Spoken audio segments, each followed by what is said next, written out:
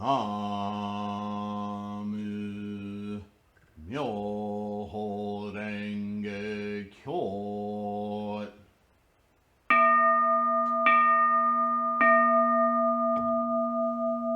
나무 묘호랭개교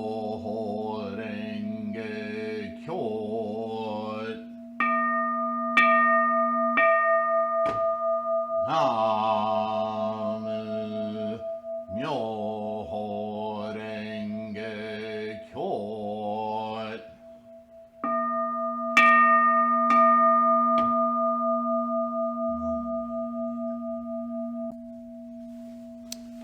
Okay, hi there. Namo Myoho Renge Kyo. Thank you for being here. I'm hoping this finds you in good health and secure. Let's get right into another, I almost said episode, it's kind of episodic, segment of Nichiren's writing, a treatise on a treatise on protecting the nation. We're starting a new chapter. Delve a little deeper into the proper order of the teachings and the value of the Lotus Sutra. Chapter 4, Scriptural Statements to show why slanderers of the True Dharma should be punished. So, I'm not sure about the words used in the translation of that title, but obviously this is Nichiren's scholarship on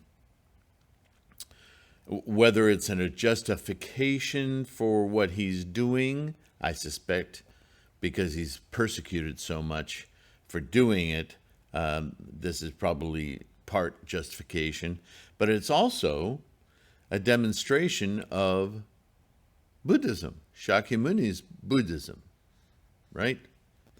And so he's going to use excerpts and quotations from a variety of sutras to show that if you're practicing in your own way, something other than what Shakyamuni is teaching, if you're adding your own spice and interpretation for reasons not solely to enliven the Buddha nature in others, if you're doing it for ego or profit or whatever, if your goal isn't awakening and the awakening of others in your environment, if your goal is straying, a little or a lot, in other words, if you're not practicing Buddhism as prescribed by Shakyamuni's teachings,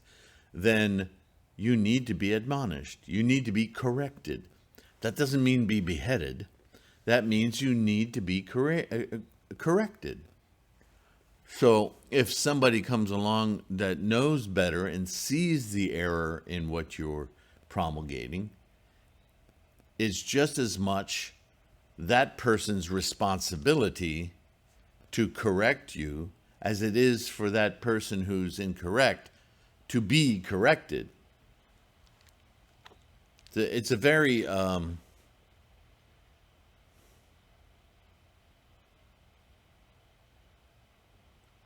it's like you can go to a mechanic to get your car fixed, and 10 different mechanics will go about repairing your car, getting it running, or repair just what's broken in similar ways, but quite often in their own ways. They might use substitute parts. They might decide, well, you don't need that anyway, let's bypass it. Or historically, if you went to the automotive dealer, you would pay a premium because the automotive dealer would use the automotive dealer's original equipment manufacturer parts. They would replace them with only that and every surrounding supporting part. That's why it would often be more expensive. I don't know these days if it all seems to be the same bag of tricks, but the analogy still holds. Ultimately, you want you want your car to be running like new, as close as possible. And so all of these short circuits by other mechanics, though they might work in the short term, might not solve a larger endemic problem or even cause problems by not playing nice with the other parts in the car. So what do? We don't go to those mechanics anymore, because in our world of greed, manipulation, and foolishness, if we go to a mechanic and tell them, you didn't do this right, I got information on how this should have been done, the mechanic isn't going to be very fond of hearing your criticism, and will probably, in not so many kind words, tell you to go elsewhere, right? People in general, we don't like to be corrected, do we? But when it comes to Buddhism and the goals of Buddhism are quite high. And therefore, to be strict about the scholarship makes perfect sense. You're either doing it or you're not. There's no gray area about Buddha-ness in your mind. Yeah? So, Nichiren, this chapter 4, is about statements in the teachings themselves that urge you to take responsibility for correct teaching, correct practice, and not only not inculcate it your own preferences and deviations, but to correct others who are doing the same. I remember having a leader we used to call. It's like you'd go up this hierarchical ladder in this organization. And he ran a meeting one time, and in the meeting, he was telling people who were just learning about Buddhism for the first time that we worship this paper scroll here in this box. And I came unglued. Well, you can't say that. That's not what we do. What do you mean? He didn't understand. And I had to correct him right there and then. Not because I had a bone to pick with him personally, but because as I was speaking to him about what the mandala represents and that we don't worship anything, that these are Western terms that belong to religion and other ways of seeing power outside of ourselves, that the whole thing about the mandala is that it's a reflection point to get all of our consciousnesses to look inward to our Gohanzen. Look at the Gohanzen like a sliding glass door if you have to, but see it as a pathway to instantiate Buddha in your mind. The scroll doesn't have that power. It doesn't give you Buddha, right? Buddha's here. It's in your mind. But it needs to be invoked. It needs to be enlightened, right? Like a shot of adrenaline provides you with extra help to move out of the way of danger or to, that kind of thing. The mind works differently. It needs to be instantiated, right? And so by focusing on this mandala, we can hone our focus mentally on the ideas, Namo Myoho Renge Kyo down the middle, and the Lotus Sutra story within the Gohanzen, in our minds, right? The paper doesn't have all those stories. It just has headers and personages as a reminder, as a touch point for our mind to recall, our mind to experience. All the work happens in our mind, not in the scroll. But we're physical beings, so this is an excellent tool, a very clear tool that helps us to focus on that Buddha mind. There's no worship or prayer going on there. That's all about invoking a much more profound state of knowledge, experience, clarity, right? And I knew when I was explaining this to my friend, this co-leader, that the rest of the room was listening. That was the most important part of correcting him. And now, hopefully, he would take that correction and inculcate it into his future talks about the mandala, wherever he went.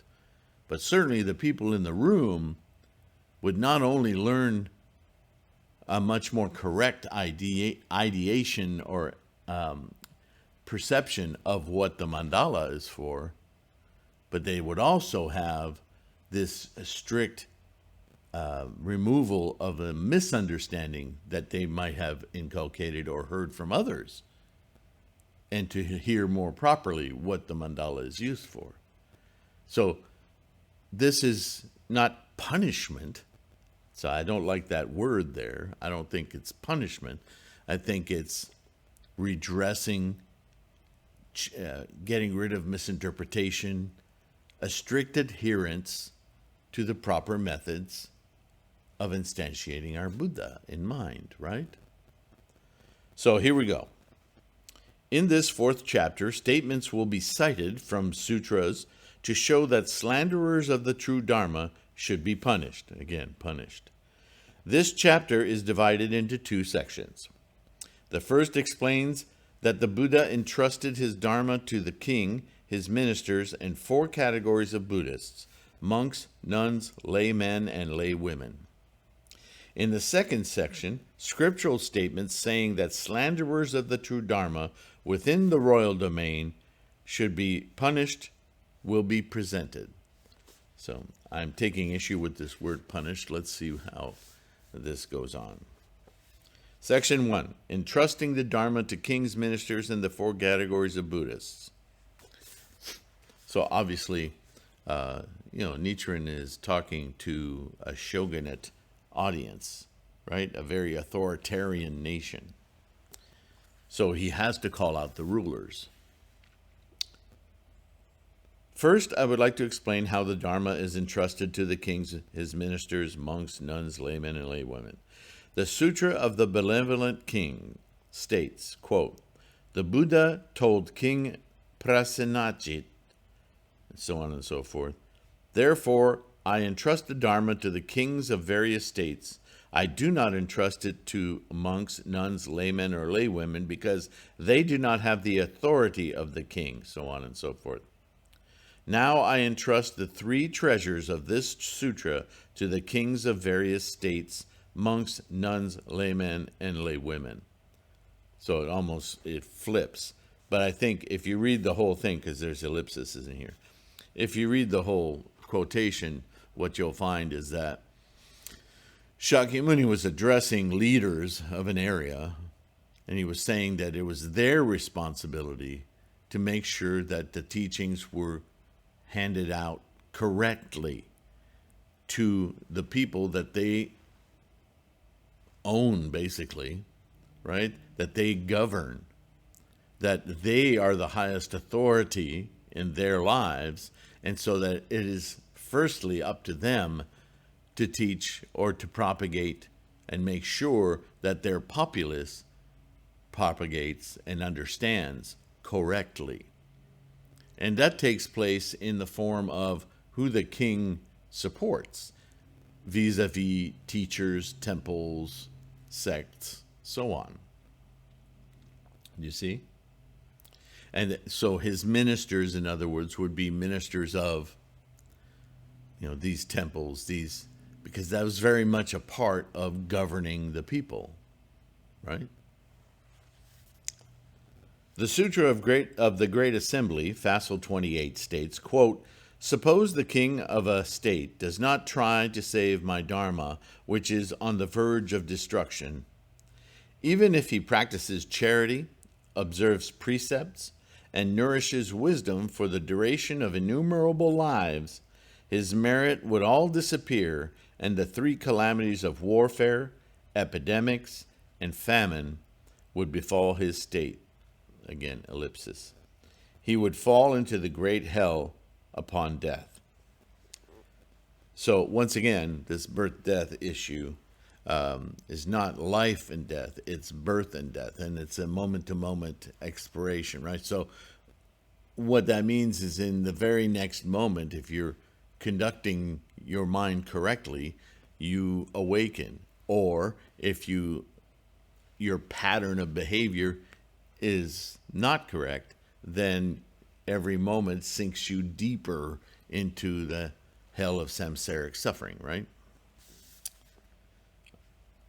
Next paragraph. According to the Sutra of Benevolent King, the Buddha entrusted the Dharma first to the king of the state, then to the 4 categories of Buddhists.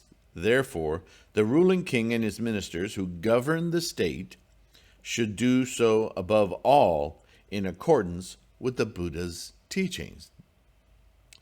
The Sutra of the Great Assembly states that even if the king of a state and his ministers try to master Buddhism for the duration of incalculable kalpa, eons, by practicing the charity of giving away their head and eyes, observing 80,000 precepts, and studying numerous teachings of the Buddha, unless they rectify the Dharma prevalent in their country, their land would be overcome by the 3 calamities of strong winds, severe droughts, and heavy rain. People would flee the country, and both the king and his ministers would certainly fall into the 3 wretched realms of hell, hunger, and animality. Right? The 3 realms, the 3 worlds, the lower worlds. Also, it is stated in the Nirvana Sutra, preached before Shakyamuni Buddha passed away under the twin sala trees, Facile 3, quote, I now entrust this true Dharma to the king's ministers, prime ministers, monks, nuns, laymen, and laywomen, so on and so forth. I call those who do not protect the Dharma shave-headed monks in appearance only. So he's calling out actual teachers who deviate from the Dharma, from his ultimate teaching, the Lotus Sutra, that they're only shave-headed monks in appearance only. Shaved heads were, at the time, very much a sign of letting go of fashion, earthly passions, right?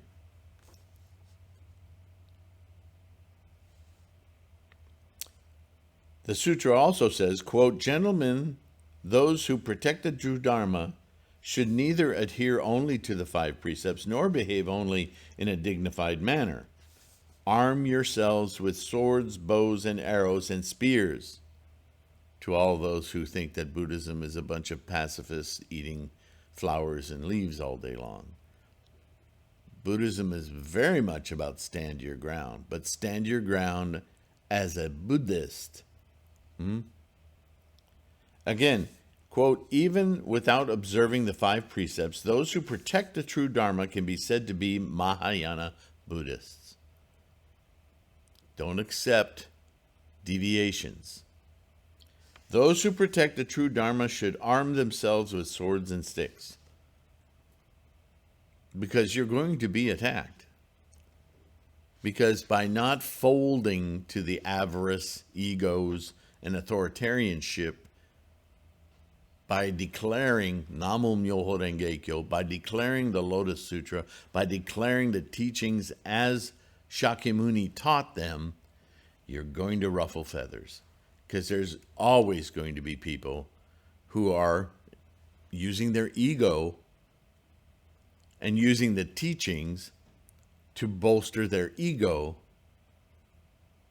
in some varying degrees, and that is not the correct practice of Buddhism. And so you will get the repercussions. Now, this is the part where I submit to you, obviously Nichiren is pointing out the example of his own life. All Nichiren have tried to do is stick true to the teachings of Shakyamuni, and it's obvious who those who are deviating are. But because I point that out, they don't like me, right? So let's go on.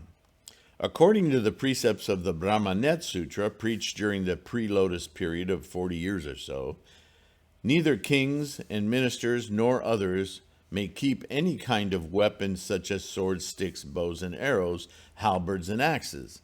So there's some precedent for that idea, that modern idea that Buddhists are all pacifist, wouldn't hurt a fly kind of thing. But ultimately, when you're practicing self-practice, instantiating Buddha now in this day and age, you're going to bust some karma. And you have to be able to protect the teaching. And if you die off because you just submit yourself willingly to authoritarians, then the teaching will be lost. And that cannot happen, right? So let's see. Nichiren goes further here. Anyone who violated this prohibition would certainly lose his throne or his status of a monk or a nun in this life and would fall into the three wretched realms of hell, hunger, animality, without fail. As both clergy and laity today all carry bows and arrows, swords and sticks, they all will undoubtedly fall into these three evil realms as stated in the Brahmanet Sutra. How can we save them without relying on those passages of the Nirvana Sutra cited above? There's a contradiction here, right? According to the two statements in the Nirvana Sutra cited above, it is promised that those who arm themselves with bows, arrows, swords, and sticks to chastise monks of the evil Dharma and protect monks of the true Dharma would extinguish their 4 major sins and 5 rebellious sins committed in previous lives and attain the supreme way without fail. This is obviously where the root of shakabuku comes from. Breaking the arms of, or breaking the ichantikas, the disbelief, to correct their practice. Also, the Sutra of the Golden Splendor, Facile 6, states, suppose the king of a state aware of this sutra does not try to propagate it from his domain. That's a very important distinction. It's one thing to be ignorant of a teaching. If you don't know it, how can you practice it? Common sense, right? But if you do know the self-practice of the Lotus Sutra, and you deliberately distort it, put it aside, don't practice it, and choose some earlier teaching, you are a slanderer of the true Dharma. It's just that simple. Yeah? Suppose the king of the state, aware of this sutra, does not try to propagate it in his domain, dislikes getting close to the sutra, does not wish to give offerings to, revere, and praise the sutra, nor reveres and gives offering to the 4 categories of Buddhist clergy and laity who believe in this sutra. As a result, we, 4 heavenly kings of our servants and numerous heavenly beings, unable to listen to this profoundly wonderful Dharma, to taste the nectar and to bathe in the stream of the true Dharma, to chant, invoke it, would all lose authority and power. Evil spirits of the 4 evil realms, hell, hunger, animality, and anger, would grow rampant, while virtuous spirits of the human and heavenly realms would grow weaker in the king's domain, and the people all would go astray from the way of nirvana, following into the river of delusions of life and death. And so look at the world today. This is exactly what we're seeing. All this factioning and arguing about things that don't even exist for the privilege of arguing. There's no higher thinking going on there. There's no spiritual aspiration. There's no invoking of our maximal potential. It's all argumentative, animalistic, anger, manipulation, power grabbing, ego, and suffering. Exactly as this says. That's the world we're living in, because we've allowed too much baloney to be weighed at the same level as truth. No one can discern what truth is anymore. Even those responsible for espousing the truth are mislabeling it alternative truths, right? Or outright lies, emboldened by their egos and their lack of resistance. Nobody's putting them in check.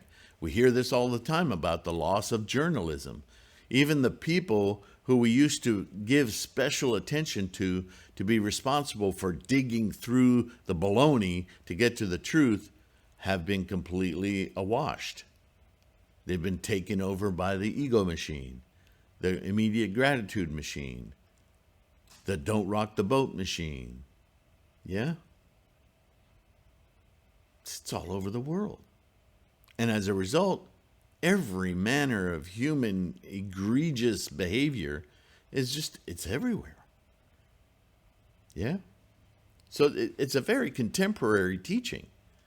There's nothing ancient to figure out here.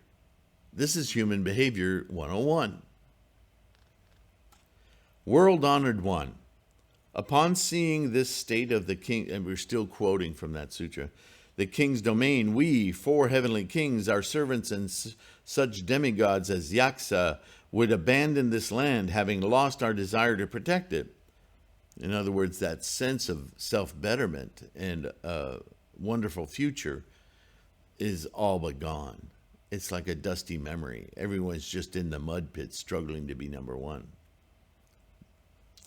Not only we, but also numerous protective gods and deities of this land would forsake it.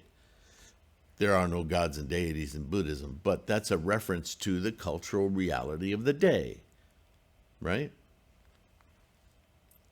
If we all gave up and deserted this land, it would be overtaken by all kinds of calamities and disasters, and its king would be dethroned. We're still dealing with the pandemic, I remind you. That's an epidemic. That's a pandemic. The whole world. It's our state of affairs. People would all lose their virtue, binding, killing, fighting, slandering, flattering one another, and even punishing the innocent. Oh yeah. Epidemics would be rampant. Comets would often appear. 2 suns would rise at the same time. The eclipse of the sun and moon would occur irregularly. 2 rainbows, black and white, would predict bad omens. Meteors would appear. The earth would quake. Sounds would come out of wells. Storms would occur out of season. Crops would not bear fruit, and famine would continue. Many places would be invaded by foreign bandits, causing much hardship to people who would not have a place to live in peace. How contemporary is that? Climate change. Volcanoes have been very active the last couple of years, right? Earthquakes, more and more of them. The invasion of Ukraine. We don't even talk about the human disaster in Yemen anymore. We don't want to pay attention to that. And that might implicate us. It's going on all around us, folks. We must know that the reason why, and this is Nietzsche now, we must know that the reason why the 3 calamities continue despite prayers, meditations for peace and tranquility of the land is the prevalence of the evil Dharma according to this scriptural passage. Recently, many meditations have been said in Buddhist temples and Shinto shrines for peace and tranquility of the land, yet in the first year of the Shoka era, 1257, we had a severe earthquake, and in the following year, strong winds and torrential rains destroyed crops. I am certain that it was due to the dissemination of evil dharmas in Japan, causing national destruction. Now, to a non-Buddhist reader, that might sound like punishment, right? Or what's the other common thing that we hear? Not payback, but oh gosh, retribution, right? Those words are ineffectual to communicate what Nichiren is pointing out here. Is that an instant relationship between cause and effect.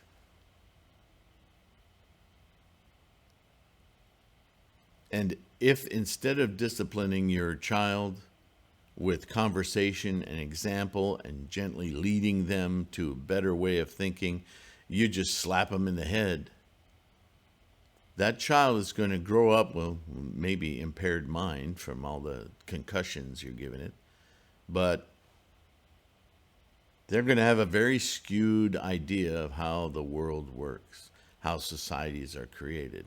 There's an immediate effect to a cause, right? If you're trying to grow corn on your land and you water it with bad chemicals, I don't know, acid, whatever, the crops will not grow. It's just that direct, that simple. Now, if you want to see that you're starving because you can't grow corn as a punishment, well, all right, call it that. But who's doing the punishing? Is the crop punishing you? Is the earth punishing you? Is the great corn god in the sky punishing you? No, you are. Because you're not paying attention to the causes you're making. There's an immediate effect from that. Even if it takes a month to watch it take shape, the corn isn't growing because of something you did. So punishment, you can at least understand what's really at stake here. It's an effect. This is why we want to correct misunderstood or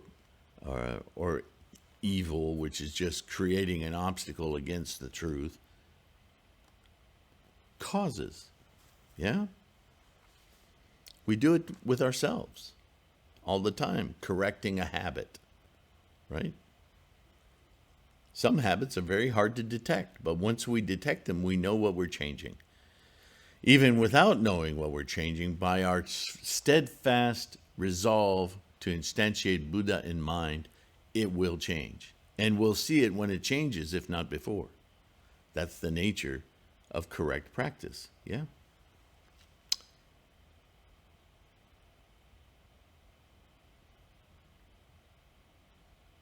In the second chapter of the collection of passages on the Nembutsu, back to that writing, it states, quote, first of all, believing, reading, or reciting any of the sutras, Mahayana or Hinayana, or exoteric or esoteric, other than such as the Sutra of Meditation on the Buddha of Infinite Life, which preaches rebirth in the Pure Land, are all called miscellaneous practices and reading and reciting. It also says, quote, next, if I compare the relative merits of correct practice and miscellaneous practices, practicing such teachings as the Lotus and Shingon miscellaneously is useless, while practicing the Triple Pure Land Sutras is useful. Obviously, we've already discussed how incorrect that is. So let's see what Nichiren continues to say here. Then a passage is cited from the Venerable Shandao's Hymns of Praise Concerning Rebirth in the Pure Land. All who practice it correctly will be reborn in the Pure Land, 10 out of 10, 100 out of 100. And of the 1,000 who practice miscellaneous teachings, not even a one will be able to be reborn in the Pure Land. End quote. Following this citation, Genku declares, quote, in my opinion, this passage clarifies that we should discard miscellaneous practices and concentrate on the sole practice of the Nembutsu. Why should we give up the sole practice of the Nembutsu, which guarantees 100 out of 100 to be reborn in the Pure Land, and stick to the miscellaneous practices in which not even 1 out of 1,000 will be able to be reborn in the Pure Land?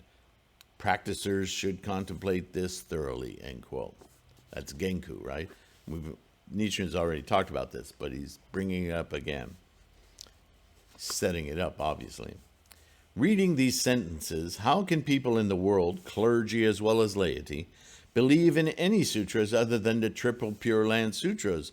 Below this, in Chapter 3, defining the comparative superiority and difficulty in the miscellaneous practice of such as the Lotus Sutra and the correct practice of the Nembutsu, Genko also declares, quote, there are two means of comparing the two. First, superiority. Second, easiness in putting them into practice.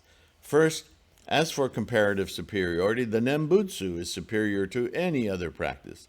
Next, as for comparative easiness in practice, the Nembutsu is easier to practice than the other practice.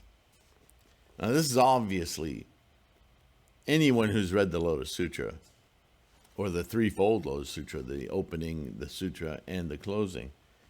This is an obvious lie. It's a lie. Buddha Shakyamuni himself clears this up right at the beginning in Infinite Meaning, right? So why would this monk make these, or these monks, historically, make these statements? We can't be in their minds today. But what we can tell for sure is that they had an agenda that they were following, and it wasn't Shakyamuni's teaching. Because Shakyamuni addresses this directly, which is what Nichiren is pointing out to everyone, right? His duty. In addition, in Chapter 12, Nichiren continues, Genku defines the ineffectiveness of teaching such as the Lotus and Shingon, stating, quote, therefore, miscellaneous practices are unsuitable to the capacity of comprehension of the people and the times, ignorant people in the latter-day age. Rebirth in the Pure Land by means of the Nembutsu alone is the practice suitable to the capacity of the people and the times, end quote. That is their clever means of discounting the self-practice of the Lotus Sutra, which means that we're all responsible for our own practice. They don't like that. They want to be the honored one. They want to be the teacher on a pedestal. They don't want everyone thinking that they can do this on their own. What? No, they got to be dependent on me, right? Authoritarian lifestyles.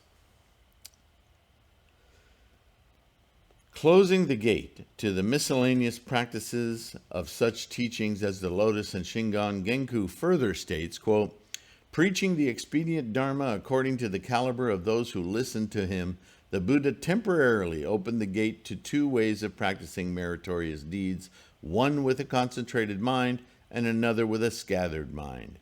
However, in preaching the true Dharma in accordance with his true intent, without considering the capacity of the listeners, the Buddha closed the gate to the two ways of practicing meritorious needs. Opening the gate, which once opened will never be closed forever, is solely by calling the name of the Buddha of infinite life. That's the Amida Buddha thing. So, I mean, he's doubling down, right?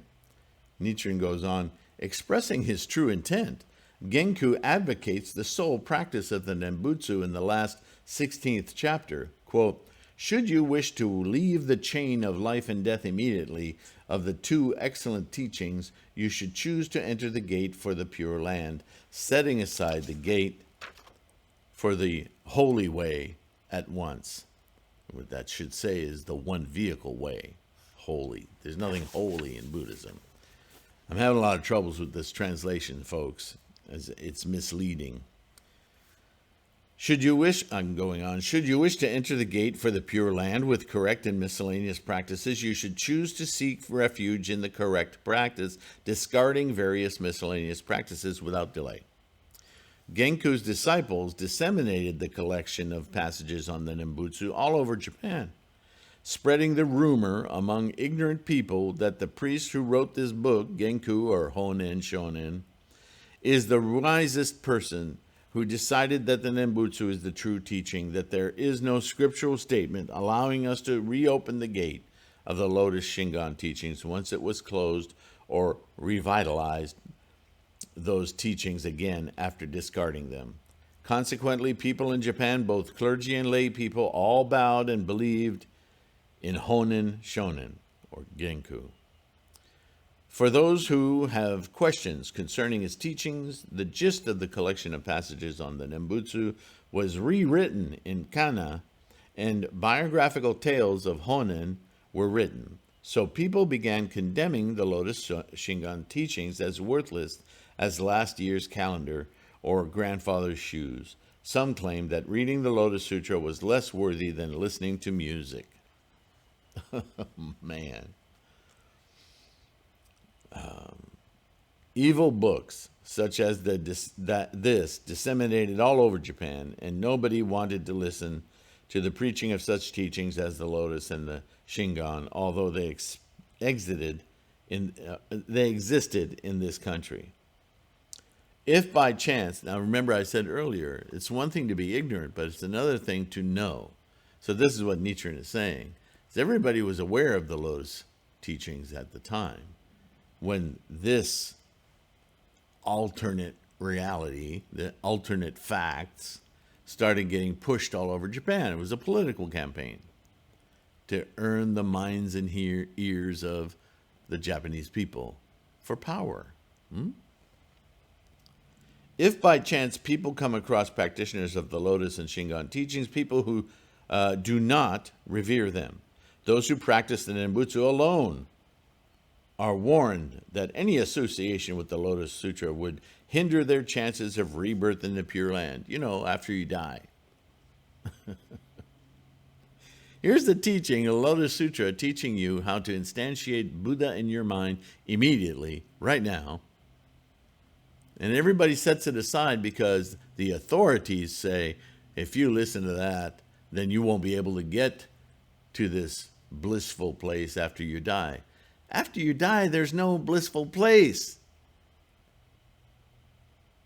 It's just like the emperor walking naked through the square, prideful of his new invisible clothing, and then one person in the audience has the, probably because of youth, has the hubris to say, he's naked. And everyone, don't say that. They'll behead us. But meanwhile, this nice, fat, privileged dude is walking through the square feeling like he rules over all these people naked. So they feel like staying away from any association with the Lotus Sutra. They're all intimidated. Oh, better not do that. Or if they do it in hiding. As a result, heavenly beings, unable to hear and to taste the wonderful true Dharma, lost their power and authority.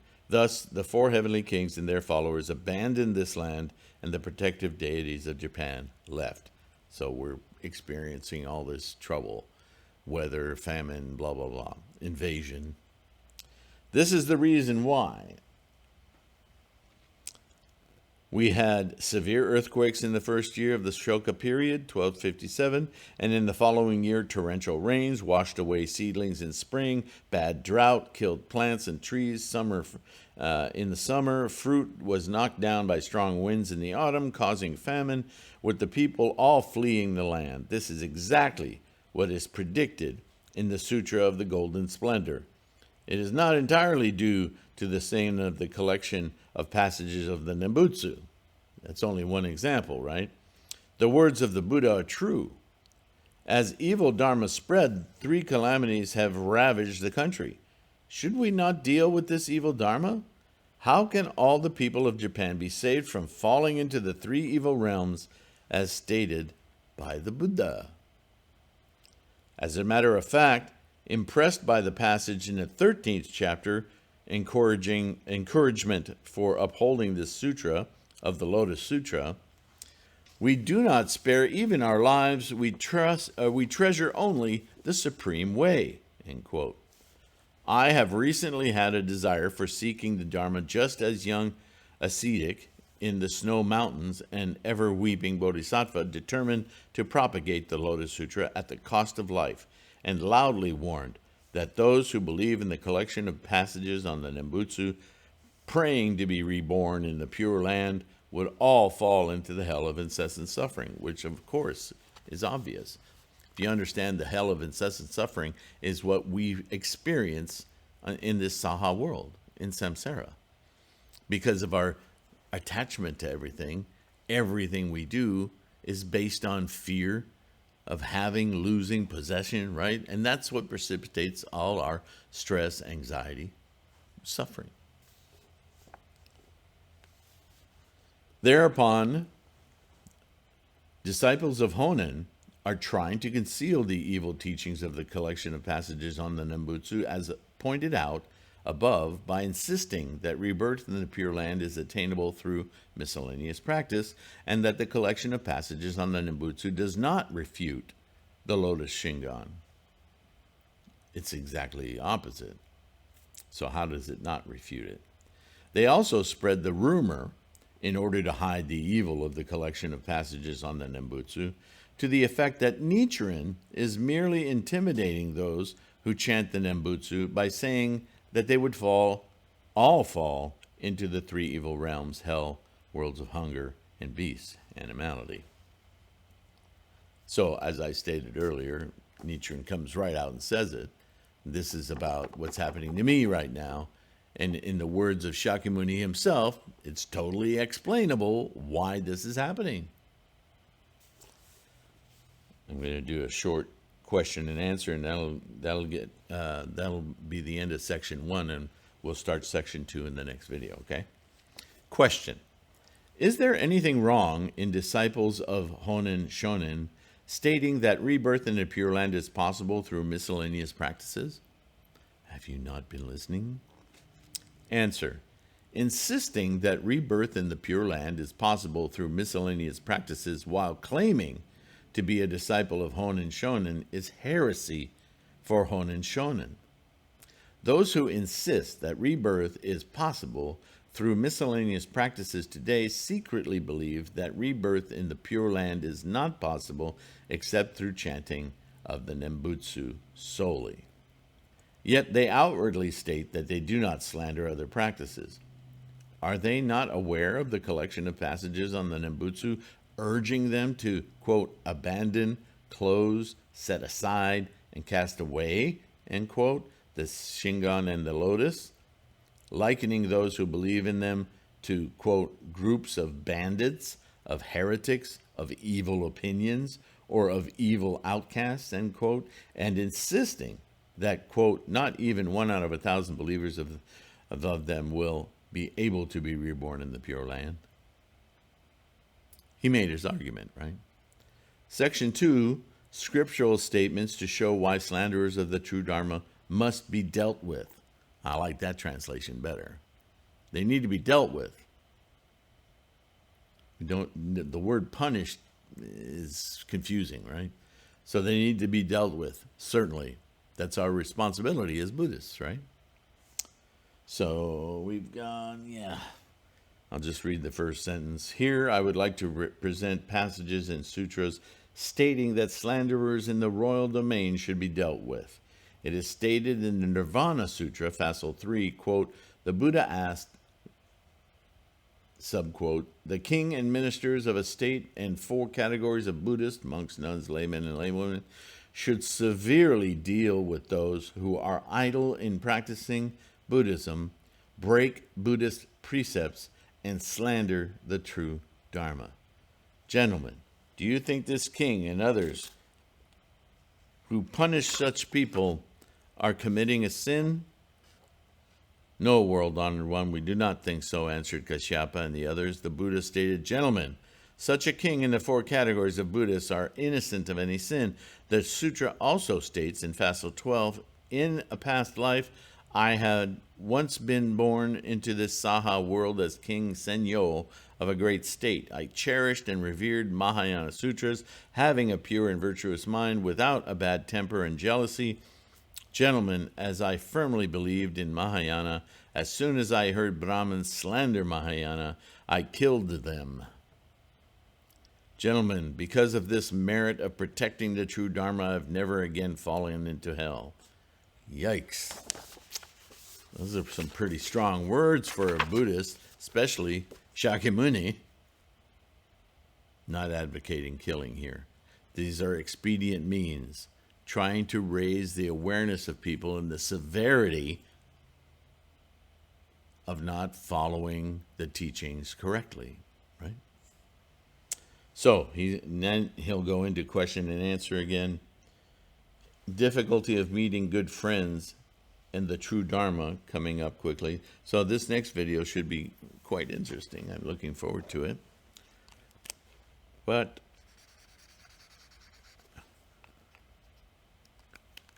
I suppose I could do 4-hour videos on this stuff, but I doubt that many of you in our busy lives today would be able to sit for 4 hours and have this one-sided dialogue, right? Anyway, you can download the audio podcast so you can listen to them several times as you do other things. I super appreciate, of course, as I always say, your participation in these videos. Our patrons on Patreon and those of you who send financial support through PayPal. You guys are amazing bodhisattvas, and deeply appreciate you guys. So does the entire Sangha, because you make this endeavor possible. So keep up your practice. Super proud of you. It's a difficult practice because it is a specific and strict practice. However, once you set up your mandala and you learn how to recite and you read the Lotus Sutra and you chant the Daimoku, that's it.